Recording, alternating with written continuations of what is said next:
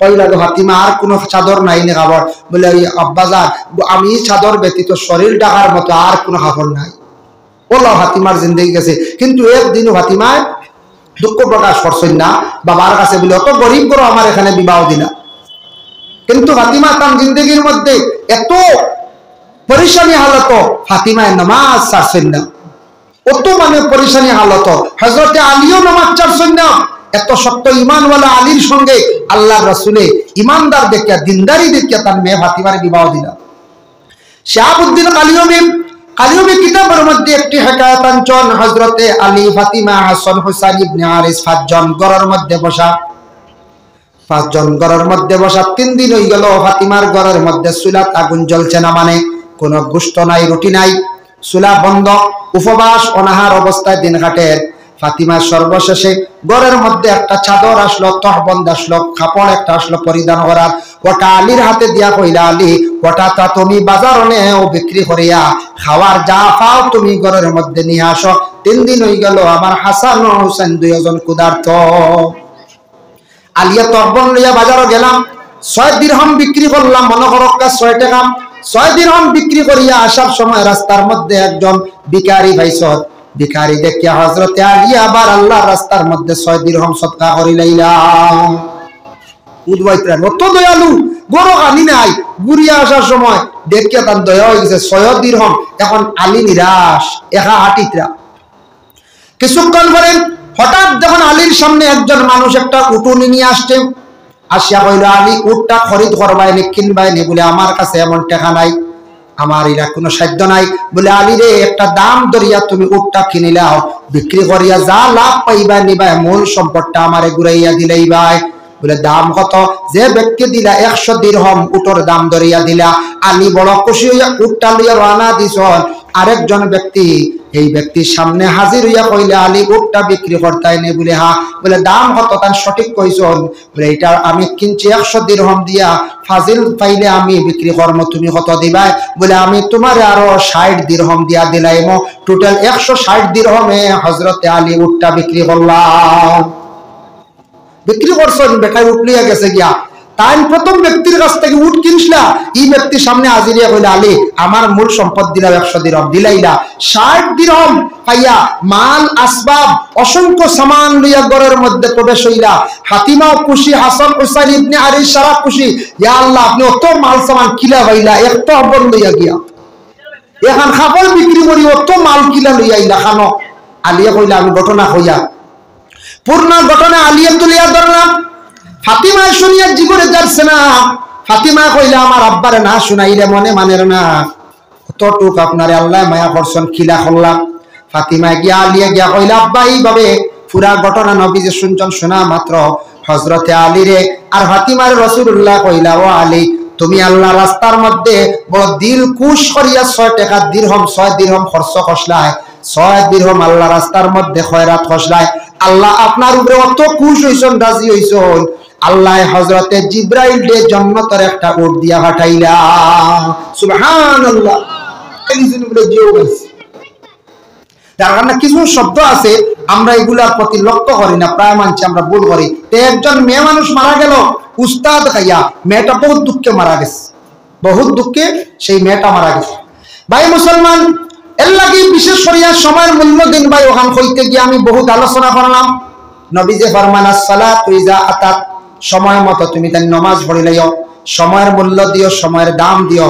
মানুষের লাইফ যেটা আছে মেইন হইল যে 20 বছর, প্রথম এক তাকি জন্ম তাকি নিয়ে মনে করো 20 বছর বয়স পর্যন্ত আপনি ছেলে সন্তান মেয়ে সন্তান আপনার পড়ার জিন্দগিতে আপনি আসেন।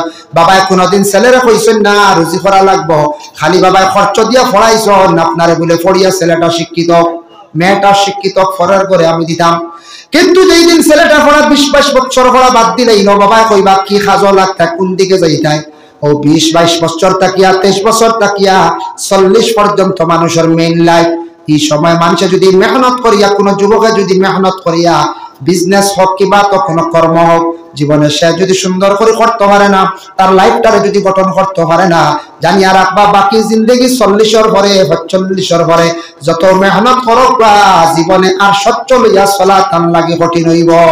এর লাগি ও মূল্যবান সময়ের মধ্যে আপনি ইবাদত বন্দেগী বেশি করে করতাম, আল্লাহর কাছে বেশি করে খুঁজিতা, আল্লাহর কাছে খুব বেশি দোয়া করতাম, এই মূল্যবান সময়ের মধ্যে বেশি মেহনত করতাম, হাতের কোনো কাজ শিখতা, বালা মেকানিক্যাল কাজ শিখতা, জীবনের টাকা পয়সা কিভাবে বানাইতা, টাকা পয়সার দরকার আছে, দন্দৌলতর কিছু দরকার আছে বাবা, কিছু টাকা পয়সা না থাকলে শরীয়তের तमाम বিধান পুরা করা যায় না, এর লাগি বড় কষ্ট হয়। কিছু যদি আপনার ঘর যদি শান্তি থাকে না, টাকা পয়সা হাতে থাকে না, ইবাদত বন্দেগী করতে সময় পুরাপুরি শান্তি পাইতা নাই, এর লাগি মেহনত করার দরকার। টাকা পয়সা বানাইতে হলে মেহনত লাগবে, আর আখিরাতের জিন্দেগি উজালা করতে হইলে জিন্দেগি আপনার আমার আমলের প্রতি মেহনত করতে লাগবে, তখন অবশ্যই জিন্দেগি উজালা হয়ে যাবে। ওই সময় বেশিরভাগ ছেলেরা নষ্ট হয়, বাইরে বিভিন্ন ধরনের নেশাযুক্ত জিনিসগুলা দেশের মধ্যে বাইরে হইছে। আমাদের ভারতবর্ষের মধ্যে সবচাইতে বেশি আমি নিজে খেয়াল করিয়া দেখলাম, লক্ষ্য করে দেখলাম, বড় বড় ডাক্তাররা তারাও এইভাবে প্রকাশ করছে, কইছে সব থেকে বেশি নেশাযুক্ত জিনিসগুলা নর্থ ইস্টের মানুষে বেশি খায়।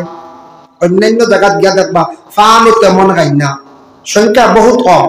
অন্যান্য জায়গায় গিয়া দেখবা এই দিন গুটকা আরো বার হয়েছে না সিগনেচার, বা সারা জীবন শুনলাম সিগনেচার কলম দিদি, এখন দেখা যায় কি নাম বাড়ে গেছে সিগনেচার, আরেকু কিতা কেপ না কিতা নাম, ও আরেকু খুব বেশি গানি চলে, একগুলো বাচ্চা ইনতে খুব খাইতরা, ইয়ং যুবক ভাই ইনতে খাইতরা, এটা ক্ষতি আছে ভাই, যেটা বানে বনছে এটা খালি উপকার নাই, উপকার আপনার আপনি ফল খাই না কিনিয়া, বালা জুস খাই না, ইগু খাইতরা খালি ক্ষতি, ক্ষতি ছাড়া আপনার কোনো রেহাই নাই, ক্ষতি আর ক্ষতি। খুব বেশি নেশা চলে আমাদের নর্থ ইস্টের মধ্যে, গোটা ভারতবর্ষেও চলে, তবে সংখ্যা কম আমাদের এলাকার মধ্যে, বিশেষ করে আমাদের নর্থ ইস্টের মধ্যে, বরাক ভ্যালির মধ্যে এইভাবে বিশেষ করে যুব সমাজ ভাইয়ান সচেতন জীবন আপনি সুন্দর করেন। একটা যদি আপনি দেখুন ড্রাগস যদি সেবন করা আরম্ভ করে দেন, আপনার লাইফ বরবাদ। আপনি এই সময় যদি একটা কোনো মদ পানকারীর সঙ্গে চলেন, আপনি মদ পান করা শিখিলেন, জীবন আপনার বরবাদ। যদি আপনি বিজনেসও লাগি যান, কোন জিনিস ডাক্তার যদি বিজনেসও লাগুন, কোন দিন ধরা খাইবা, বাইরে জেলের মধ্যে ঢুকবা, নন বেল কোনো বেল নাই, ডিস্ট্রিক্ট ম্যাজিস্ট্রেটে কোনো অবস্থায় বেল দিতে পারে না, ইহা তক হাইকোর্টে পর্যন্ত বন্ধ করিয়া রাখি দিছে। ড্রাগস ব্যবসায়ী যারা ধরা খাইতরা, এরার কোনো বেল নাই, এরারে জেল রাখি রাখি ম্যাজিস্ট্রেটে বিচার করে, জেলর হইতরা 15 মাস হয়ে গেল, তখন টানা এটা স্কুটিনি করিয়া, টানা এটা ইনকোয়ারি করিয়া ফাইনাল চার্জশিট রিপোর্টটা ফাটাই দিলাইল, ম্যাজিস্ট্রেটে বিচার করা আরম্ভ করে দিল। যার কারণে আমাদের করিমগঞ্জ ডিস্ট্রিক্টের জেলা কারাগারের ভিতরে এইভাবে সাজা প্রাপ্ত আছেন 6 বছর আছে, 10 বছর আছে, একমাত্র ড্রাগস ব্যবসায়ী হকলরে 6-10 বছর পর্যন্ত সাজা দিলাইতে পারে। বাইরে দয়া করিয়া হুশ করবা, খেয়াল করবা, আল্লাহকে ওয়াস্তে আপনার আমার দয়া করে এই নেশার জিনিস খাবার শিখতাম না, এটার থেকে বিরত থাকতাম, আর নেশা করে জিনিস যেগুলা এগুলা ব্যবসার থেকে আপনার আমার বিরত থাকতাম। লাইফ বরবাদ হয়ে যাবে, ধ্বংস হয়ে যাবে, একদিন আফসোস করবা, খান দিবা, এমন দাগ লাগবে, সেই দাগ মিটানো সম্ভব হইতো নয়, সারা জীবন আপনি আফসোস করবা।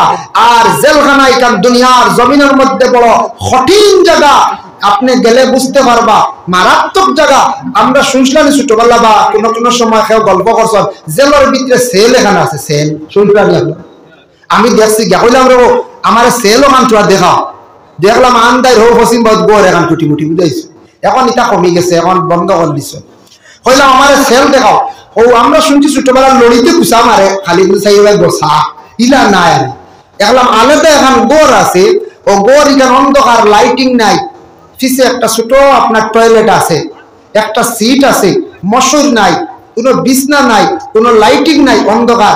জেল বিক্রি করেন, জেলের ভিতরে লড়াই করেন, মায়ের করেন, ফসাদ করেন, এনের নিয়ে এক রাত জেলারে রাখি দিল, এক রাত মশার খামড় খাইয়া আন্দার বাদর দিন খালি চিল্লানি দিয়ে খালি মজা নেবার, এক রাইতে টানা কত টানা হয়েছে না আমার কইছেন তারা। যার কারণে বিশেষ করিয়া জেল এখানে সোজা নাই, সংশোধনের জায়গা, আর এখানে বড় কঠিন জায়গা। হযরত ইউসুফ নবীও জেল কাটিসলা, কিন্তু তার সৎ পথে কাটিছেন, গতিকে তার মর্যাদা সম্মান আল্লাহ আরো বাড়াইছে, সুবহানাল্লাহ। বাংলাদেশে উপমহাদেশের মধ্যে বিখ্যাত এক আল্লাহর ওলি, যে বিশেষ করে বিদায় গেছেন আল্লামা সাহেব কিবলা ফুলতলি, তাই একটা জিনিসটা মানছেন না, দেশের সরকারে অর্ডার করছে বলে এটা কখনো মানিয়া নেওয়া আমার পক্ষে সম্ভব নয়। আপনার ফটোগ্রাফ, আপনার ফটো আমি গড়ে রাখতাম, শ্রদ্ধা করতাম, এইভাবে শিরকি গুনাহে আমি লিপ্ত হওয়া আমার পক্ষে সম্ভব নয়। যেহেতু সেই দেশ স্বাধীন দেশ, গণতন্ত্র দেশ, যদি বাদশাহী রাজত্ব হতো তাহলে মানিয়ে নেওয়া যায় বাদশার হুকুম। বিশেষ করিয়া গণতন্ত্র দেশে আপনার এই আদেশ আমি মানি না, মানব না। সাবটুবরা ফুলতলি সৎ পথে জেল কাটিয়েছেন, কোনো ক্ষতি হয়েছিল বলছেন? জি না, জেল কঠিন জায়গা।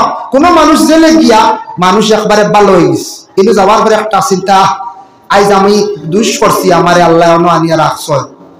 আমরা দুনিয়াত কত দুষ করি, আর আল্লাহ আমরা ওলা শাস্তি দিবাই না হয়ে যায়, দিবাই কাল বিষয় আছে না। দুনিয়াত ভুল করিয়া যারা জান্না পুলিশে ধরিয়া নিয়া কুয়লো ঢুকাইয়া রাখি দি, কারণ কুয়ল রাখা নাই। আর কিয়ামতের দিন কোন হাল বুঝবো ইত্রাদি, যে আল্লাহ হইয়াও দিতরা অতা শাস্তি আছে, আগুন আছে, সাপ আছে, বিছা আছে, তোমার গুরুজন বাড়ি আছে, আল্লাহ হইয়া হইয়া দিতরা। এরপরে আমরা বুঝি আল্লাহ অবাই মুসলমান।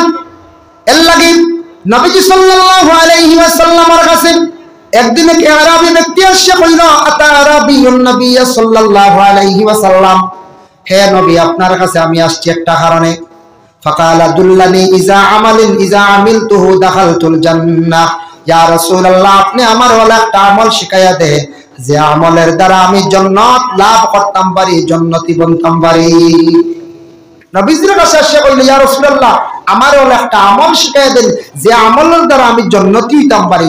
নবীজি কইলা, ফাকালা তা'বুদুল্লাহ ওয়া লা তুশরিকু বিহি শাইআ, তুমি আল্লাহর ইবাদত করো, আল্লাহর শরীক করিও না। তুমি আল্লাহর ইবাদত করো, আল্লাহর কখনো শরীক করিও না। কিছু কিছু বায়ান আমাদের দেশের শিরকি গুনার মধ্যে লিপ্ত আছেন, বাইরে একটু খেয়াল করবা। আমরা ইসলাম ধর্মের মানুষ, আমাদের ধর্মীয় উৎসব আছে, এই দিন আজকে একটা মাহফিল, ধর্মীয় স্থান আছে মসজিদ, ধর্মীয় প্রতিষ্ঠান আছে মাদ্রাসা, ধর্মগ্রন্থ ব্যাপারে ধর্ম নিয়ে আলোচনা হয়, সেই সবার মধ্যে আপনি যাইতাম। কিন্তু অন্য ধর্মের মানুষ আজকে আমাদের ভারতবর্ষে বিভিন্ন রাজ্যের মধ্যে বিভিন্ন জায়গায় আছে, তাদের বিভিন্ন ধর্মীয় স্থান, ধর্মীয় উৎসব আছে। এগুলার মধ্যে বিশেষ করে আমরা যাওয়া নিষিদ্ধ কেন বলে আমরা পূজা করি না। আমরা দেশ কিছু বায়ান নবমীর দিন না গেলে শান্তি পাই না।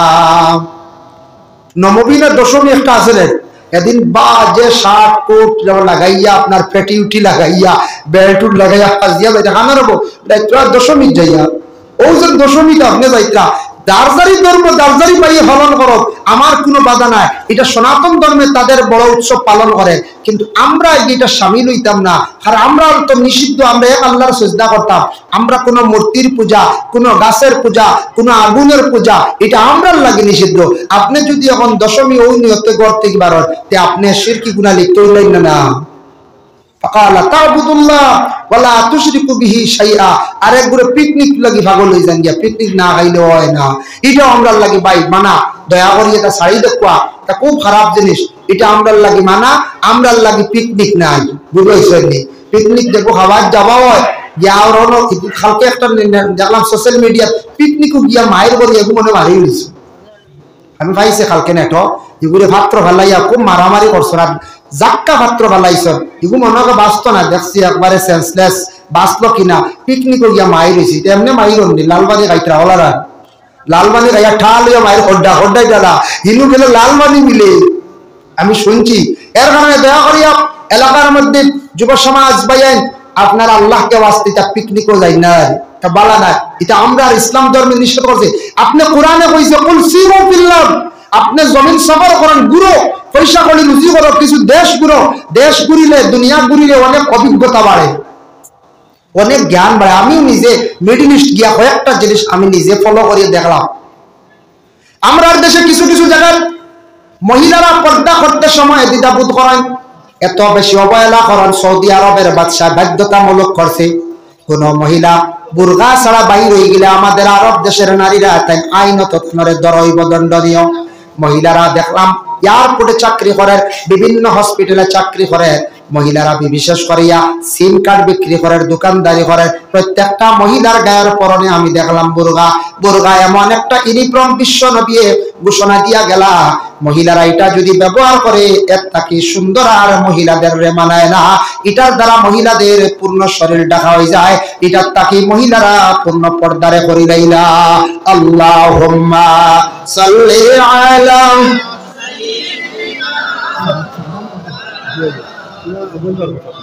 ওয়া আলা আলি সাইয়্যিদিনা আল্লাহুম্মা সাল্লি আলা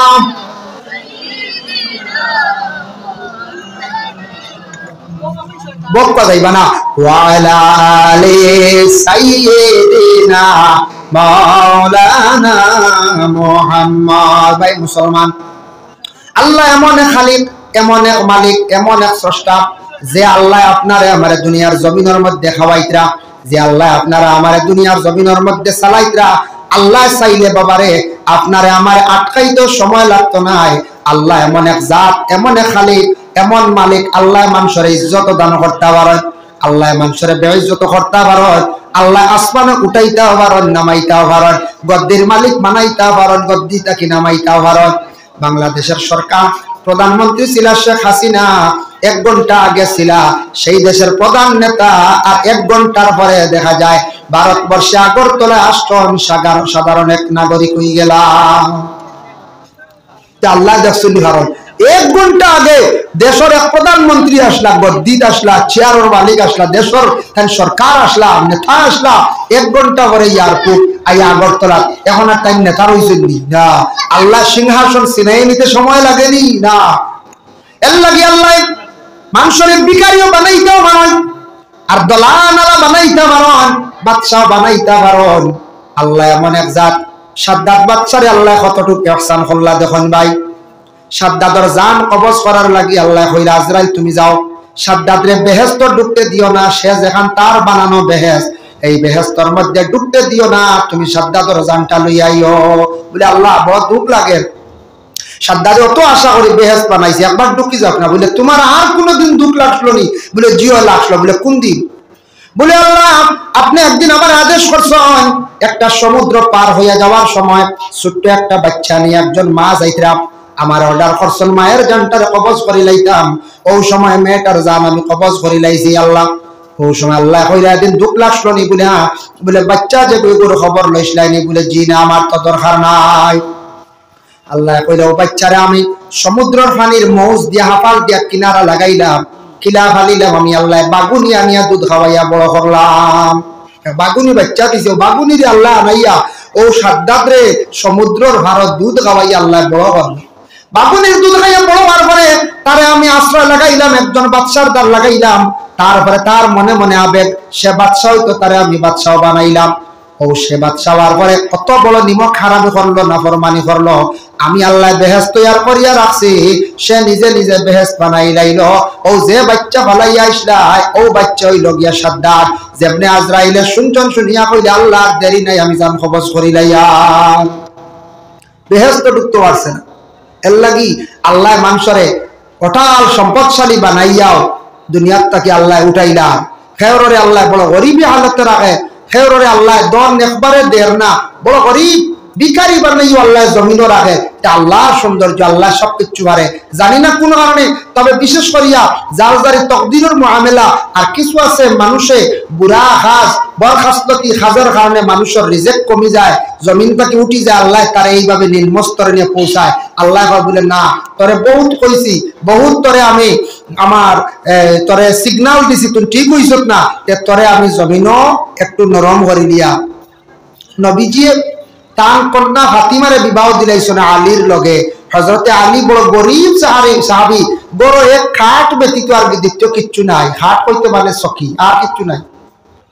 কিন্তু ফাতিমা একদিন বেমার, অসুস্থ, নবীজির কাছে খবর গেছে। নবীজি জলদি করে আসিয়া কইলা, ডাক দিয়ে কইলা, ও ফাতিমা, আমি তোমার আব্বা আসছি, দরজা খুলে। বলে আব্বা দরজা খুলে আপনি গড় আসক্কা মুকাশাওয়াতুল কুলুব কিতাব আনছেন। গড় গিয়া দেখুন ফাতিমা বিছনার মধ্যে শোয়া অবস্থা, তার শরীরে একটা চাদর জড়াইয়া রাখা। চাদরটা ছোট্ট, শরীরটা পুরাপুরি ডাকছে না, দেখা গেছে না, ঘুরছে না। নবীজি একবার ভাওর দিকে টান দিলে, একবার মাথার দিকে, এক বাজু ঘুরলে আর এক বাজু খালি যায়। কইলা ফাতিমা আর কোনো চাদর নাই নে খাবার? বলে আব্বাজান, আমি চাদর ব্যতীত শরীর ঢাকার মতো আর কোনো কাপড় নাই। ওলা ফাতিমার জিন্দগি গেছে, কিন্তু একদিনও ফাতিমায় দুঃখ প্রকাশ করছেন না বাবার কাছে বলে অত গরিব করো আমার এখানে বিবাহ দিনা। কিন্তু ফাতিমা তার জিন্দগির মধ্যে এত পরিশানি হালত, ফাতিমায় নামাজ ছাড়ছেন না, অত মানে পরিশানি হালত। হযরতে আলীও নামাজ ছাড়ছেন না। এত শক্ত ইমানওয়ালা আলীর সঙ্গে আল্লাহ রসুলে ইমানদার দেখিয়া দিনদারি দেখিয়া তার মেয়ে ফাতিমার বিবাহ দিলা। শাহাবুদ্দিন কালিয়ুমি কিতাবের মধ্যে একটি হেকায়াত আনছেন, হযরতে আলী, ফাতিমা, হাসান, হুসাইন ইবনে হারিস পাঁচজন ঘরের মধ্যে বসা। 3 দিন হয়ে গেল ফাতিমার ঘরের মধ্যে চুলাত আগুন জ্বলছে না, মানে কোনো গোশত নাই, রুটি নাই, চুলা বন্ধ, উপবাস অনাহার অবস্থায় দিন কাটের। ফাতিমার সর্বশেষে ঘরের মধ্যে একটা চাদর আসলো, তহবন্দ আসলো, কাপড় একটা আসলো পরিধান করার। ওটা আলীর হাতে দিয়া কইলা, আলী ওটা তা তুমি বাজার নেও বিক্রি করিয়া খাওয়ার যা পাও তুমি ঘরের মধ্যে নিয়ে আসো। 3 দিন হয়ে গেল আমার হাসান ও হুসেন 2 জন ক্ষুধার্ত। আলিয়া তহবন্দ লইয়া বাজারও গেলাম, 6 দিরহাম বিক্রি করলাম, মনে করো 6 টাকা। 6 দিরহাম বিক্রি করিয়া আসার সময় রাস্তার মধ্যে একজন ভিখারি ভাইসর, ভিখারি দেখিয়া হযরতে আলী আবার আল্লাহর রাস্তার মধ্যে 6 দিরহাম সদকা করিলাইলা। উদ্বাইত্রা অত দয়ালু, গরু আনি নাই, গুড়িয়া আসার সময় দেখিয়া তার দয়া হয়ে গেছে। 6 দিরহাম এখন আলী নিরাশ, একা হাটিত্রা। কিছুক্ষণ পরে হঠাৎ যখন আলীর সামনে একজন মানুষ একটা উটুনি নিয়ে আসছে, আসিয়া কইল, আলী উটটা খরিদ করবাইনি কিনবাইনি? বলে আমার কাছে এমন টাকা নাই, আমার এরা কোনো সাধ্য নাই। বলে আলী রে, একটা দাম ধরিয়া তুমি উটটা কিনিলাও, বিক্রি করিয়া যা লাভ পাইবা নিবা, মূল সম্পদটা আমারে ঘুরাইয়া দিলেই ভাই। বলে দাম কত? যে ব্যক্তি দিলা 100 দিরহাম উটর দাম ধরিয়া দিলা। আলী বড় খুশি হইয়া উটটা লইয়া রানা দিছ। আরেকজন ব্যক্তি এই ব্যক্তির সামনে হাজির হইয়া কইলে, আলী উটটা বিক্রি করতাই নে? বলে হ্যাঁ। বলে দাম কত? তার সঠিক কইছন। বলে এটা আমি কিনছি 100 দিরহাম দিয়া, ফাজিল পাইলে আমি বিক্রি করবো, তুমি কত দিবাই? বলে আমি তোমার আরো 60 দিরহাম দিয়া দিলাইম। টোটাল 160 দিরহামে হযরতে আলী উটটা বিক্রি করলাম। বিক্রি করছেন, বেটাই উঠ লিয়া গেছে গিয়া। তাই প্রথম ব্যক্তির কাছ থেকে উঠ কিনছিলা, এই ব্যক্তির সামনে হাজিরিয়া কইলা, আলী আমার মূল সম্পদ দিলাম 100 দিরহাম, দিলাইলা 60 দিরহাম পাইয়া মাল আসবাব অসংখ্য সামান লইয়া ঘরের মধ্যে প্রবেশ হইলা। ফাতিমাও খুশি, হাসান হুসাইন ইবনে হারিস সারা খুশি। ইয়া আল্লাহ, আপনি অত মাল সামান কিলা পাইলা, একটা অবর লইয়া গিয়া এখন খাবার বিক্রি করি অত মাল কিলা লইয়া আইলা খানো? আলিয়া কইলা, আমি ঘটনা হইয়া পূর্ণ ঘটনা আলিয়া তুলিয়া ধরলাম। ফাতিমা শুনিয়া জীবনে যাচ্ছে না।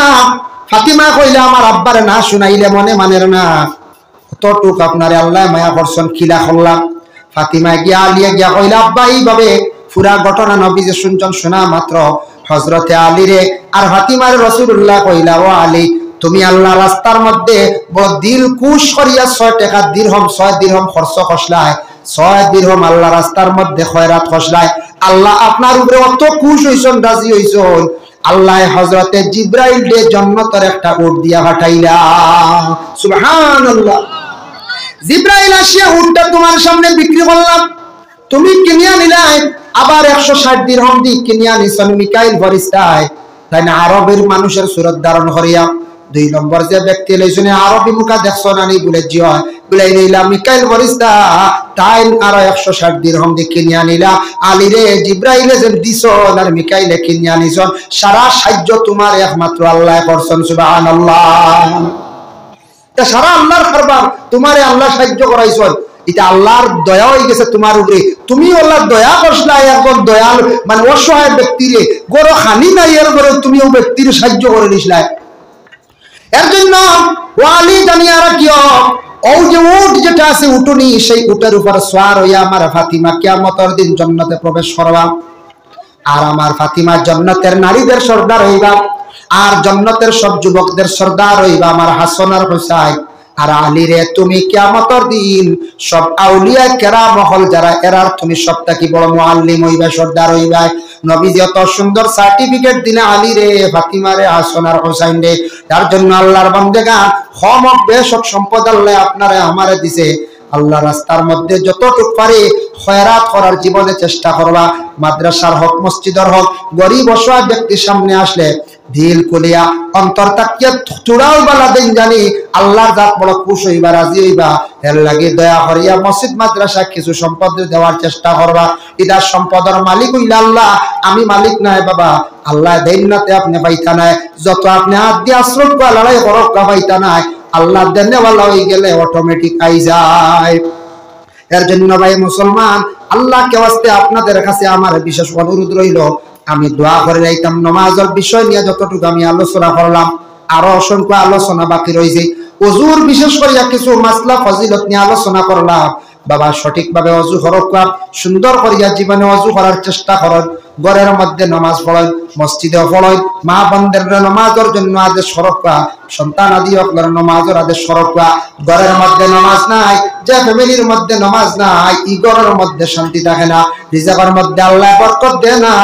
এর কারণে দয়া করি আল্লাহকে ওয়াস্তে আপনাদের কাছে আমার বিশেষ অনুরোধ রইল, এই জায়গায় একটা মাদ্রাসা প্রতিষ্ঠিত হয়েছে ছাত্ররা পড়াশোনা করতে, আলিম হওয়ার জন্য, হাফিজ হওয়ার জন্য। এই মাদ্রাসার প্রতি সারা খেয়াল খান্তা রাখবা। এটা দিনী দরজা, এই নবীজির মাদ্রাসা দিন টিকায়া রাখতে হইলে বাবা মাদ্রাসার দরকার। মাদ্রাসা বন্ধ হয়ে গেলে, আলিম হাফিজ না থাকলে মসজিদের ইমাম তালাশ করি আমরা পাইতাম না। দিনী ইলমের প্রতি লক্ষ্য করবা। দুনিয়ার জেনার শিক্ষা যেটা আছে এটাও গুরুত্ব দিতা, তবে ইসলামিক শিক্ষার প্রতি সারা একটু মেহনত করা লাগবো, না হলে ইসলাম বিদায় দিলাই আমরা বেশ সময় লাগতো না। এর জন্য আল্লাহর ওয়াস্তে মাদ্রাসার মধ্যে আমি একটা আবেদন রাখবো বলে 1000 টাকা 500 টাকা করিয়া যে জেলা দিবা আমি সদকা গুলা লইমু আর দোয়া করে যাইব সবার কাছে আমি আরজ রাখিয়া। 1 নম্বরে কোন ভাইয়ে দিতে পারবা বলে আমি 1000 টাকা দিব।